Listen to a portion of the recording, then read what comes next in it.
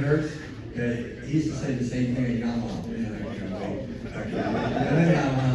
I won a championship. I'm never going to ride anything but a Yamaha. And now your bike coming out of that bottom curve, we lost it from brakes. You ride a lot of motocross. Do you think that riding that helps you?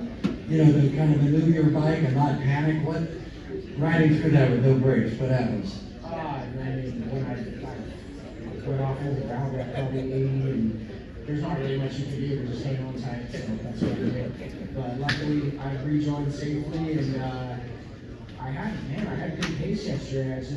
I really shot myself in the foot by crashing and qualifying. I feel like I was trying to ask for too much too quick on this bike.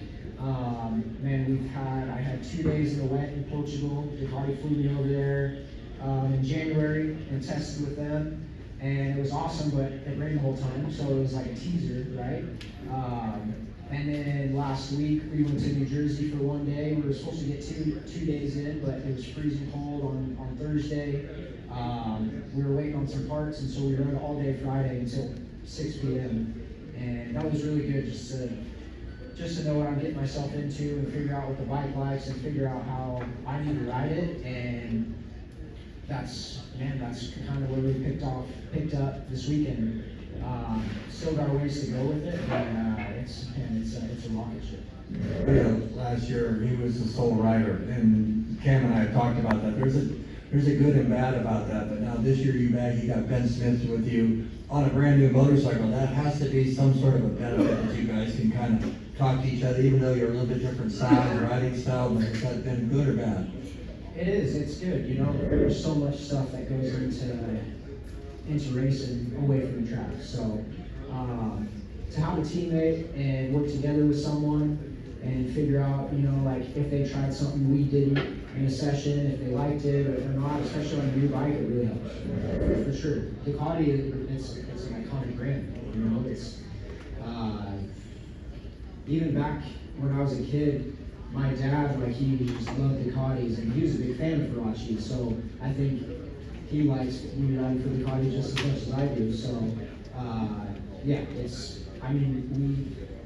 we even, my childhood dog is named Ducati. It's a cool story, and like I said, everyone at the team has been awesome, and also on the Ducati side, they've been nothing but cool. And what I love about them is they're just so passionate about racing. They just eat, breathe, sleep racing. You're a dad now. You got about a 3 or 4 year old, right? Yeah, Brody turns 3 next month. And are you going to be like a mini bike dad, little league dad? We'll see. He's riding already. I see. He's already scaring us on his little Stasic, the little electric Stasic. Grandpa is sitting over there, my father-in-law. He can't even be outside when he gets on the Stasic because he like shows off. He'll be pinned right over there. Of course, I turn the power all the way up, and he's ripping down the driveway and like not looking where he's going and showing off behind him. We've had some close calls. His dad, Jeff, he's been in the motorcycle industry his whole life. Not industry, but riding motorcycle. And I'm sure he was a big influence on getting you started. Because I think did you start riding motocross, or did you start on a 250? I forget. Tell me. Yeah, I grew up racing motocross, but it was always just a for fun thing, right?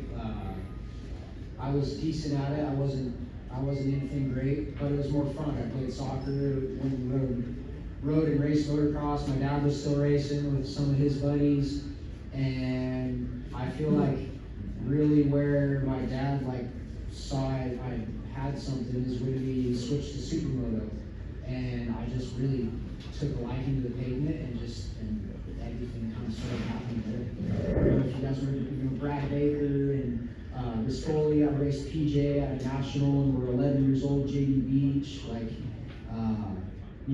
It's funny how long all of us have been racing together, and all of a sudden I'm 33. JD and Aaron and Bobby, you've been in the same part of the world up there. They've been racing motorcycles together forever, and it's amazing the respect that they have. And as fast as they go, and I think by them all being so good, push each other to do it better, but the respect that they have out on the racetrack. If you think about it, going 190 miles an hour down a back straightaway, you've got to have respect for the guy that's next to you or behind you, in front of you, and that's something that, especially in road racing, you guys, you're riding in such tight quarters, you know, it's just something. At the end of the day, we all want to beat each other. We're here to win and do the best we can for ourselves and our team. But I feel like what's really cool about the Moto America paddock right now, and you know, especially the Superbike class. I mean, I've been racing, like you said, those guys for so long, and we do have all a lot of respect for each other, and we've also had a lot of fun with each other over the years. You know, we became friends, and I feel like that's not really normal in a lot of other championships. You know, when I was over in the MotoGP championship, man, they just want to kill each other. Like it's just a different vibe, and as a racer, I like that. Did you have any celebration afterwards with BMW or at home or something like that? Because the other reason I'm saying is that there seems to be a big entourage of Cam Beaubier people that come every race. So how important it is having those guys to support you? No, it's awesome. Old John over here brought his crew with him, and yeah, I became great friends with John over the years, and I take his money on the golf course. My family, they threw me a championship party. It was, I don't know, a few weeks after the last round, and it was really cool just getting everyone together at my parents' house. And normally I'm not really that big on that. I don't really like doing that, but it was really cool just to get everyone together. And it's been a long time since I was able to win the championship. You know, it's been 6-7 years, so to be able to get that done and celebrate with my family and friends, it was really cool. Hey, what's the question back there?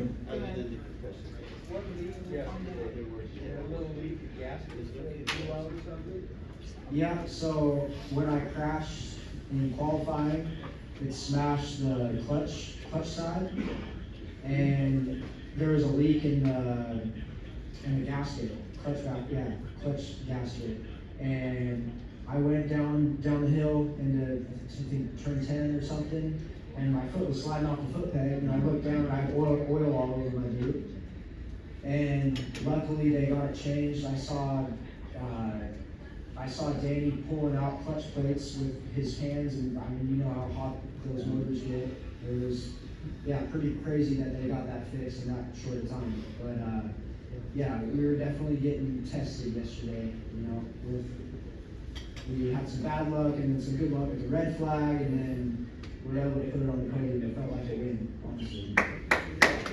Yesterday, not a lot of people, but a couple of people asked, you know, Ducati has this traditional red, and then your bike's all carbon fiber black. Is there a plan to, and everything at the team is red, is there a plan, because with more time to get that thing back into traditional livery?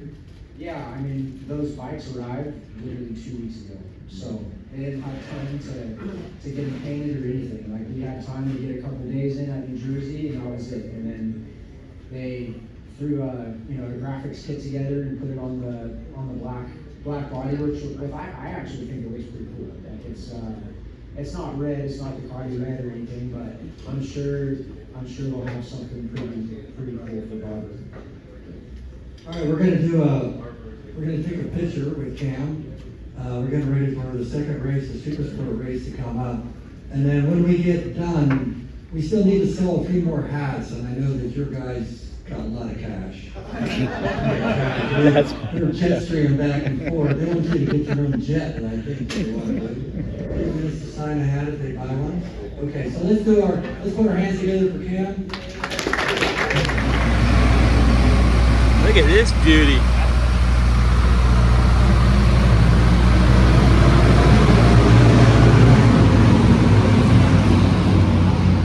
They are getting ready. Mom, do you want to just take this instead of the tarp?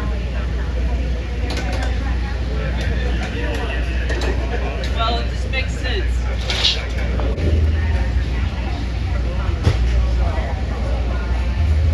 had to add it to the bowl, too.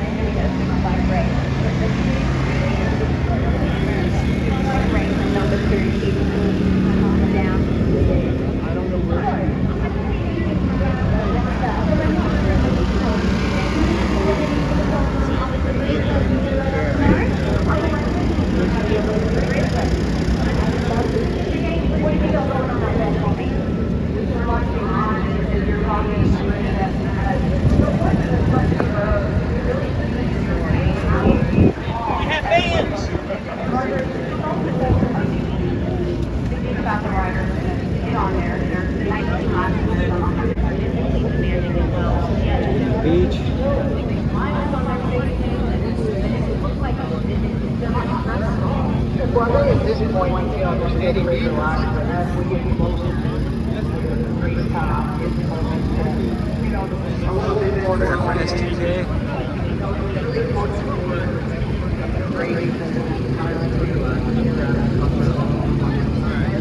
You say Jason, you may be bar?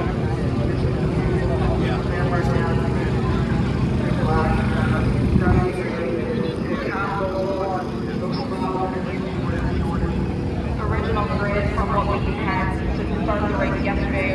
So you see our champion, Cameron Beaubier, the number one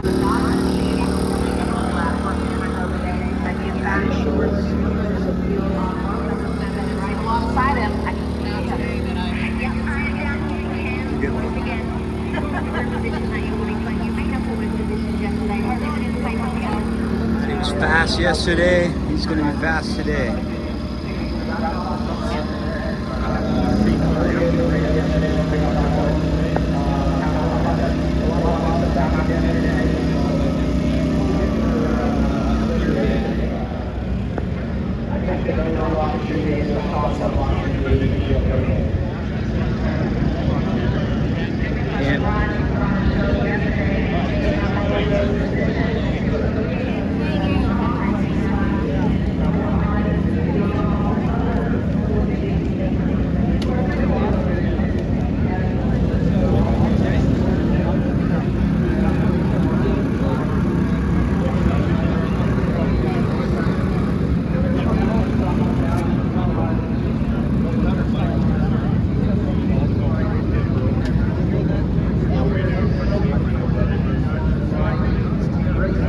Ours is by the concrete wall outside. Thank you, sir. You're welcome. Thank you.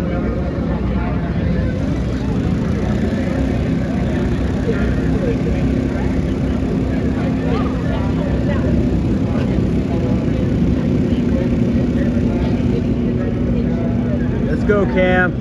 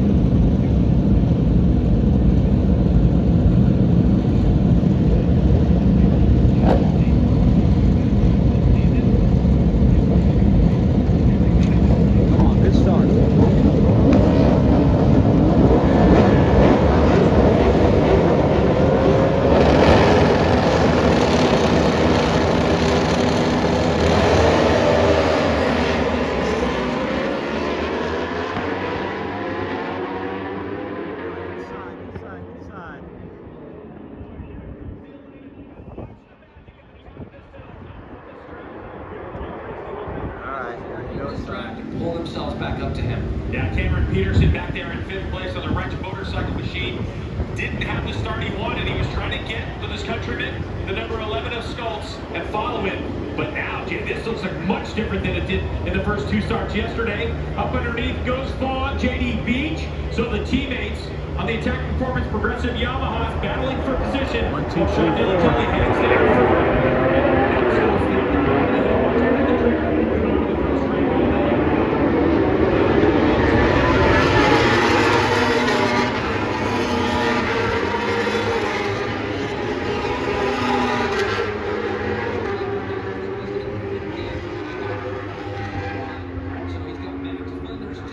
All right, Cameron's 15. Keep an eye on how far behind Bob. I think this is a very important thing. He is the first one. He just needs to show that we are 2 minutes.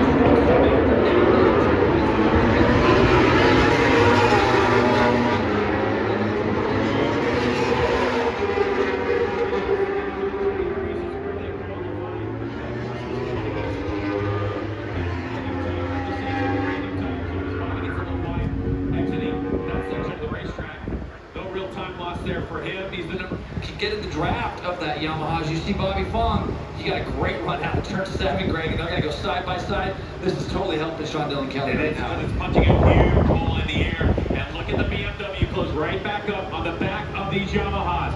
Now, once again, position for Schultz down into 10. He's so good team as well with Bobby and JD Beach. They've been doing quite a bit of testing during this offseason. No pass on the back straightaway this time by the 50, so Schultz was able to run his line. Lap 4, 50 to go. Cameron is in 10th.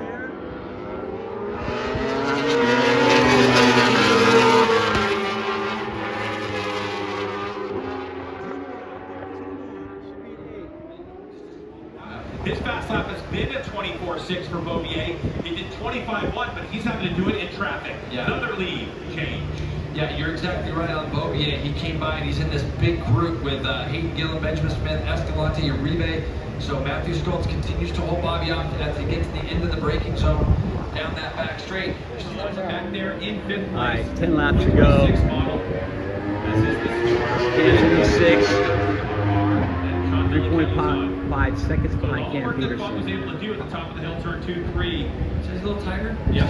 See, it's just he hasn't been able to break away from Bobby. So like he just ain't able to get away from everybody. So I think that now.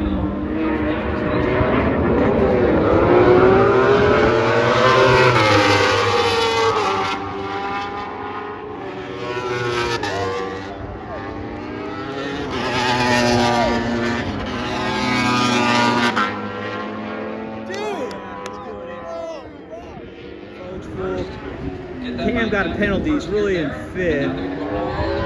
But he's got a 5-second penalty.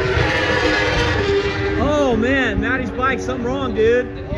That is always a nice little thing, Bobby. Something wrong. Hey, does he have a problem? I think Matthew maybe wants to be in this seat. Dude, his bike. Takes the lead, our 9th lead change of the race. Matthew Schultz had a look down on the back.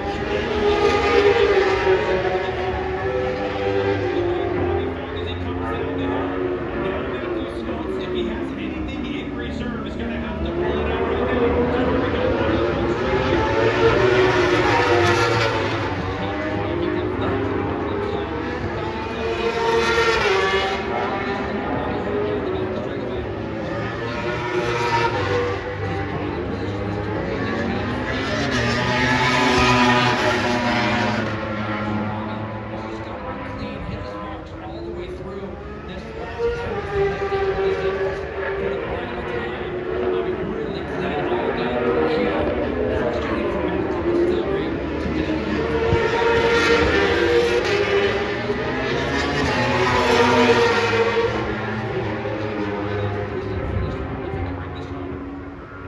team going from 0 to hero, the reverse of Bobby Fong. If he can bring this one home and give a big win, There you go. the attack performance progressing Yamaha team all will be forgiven.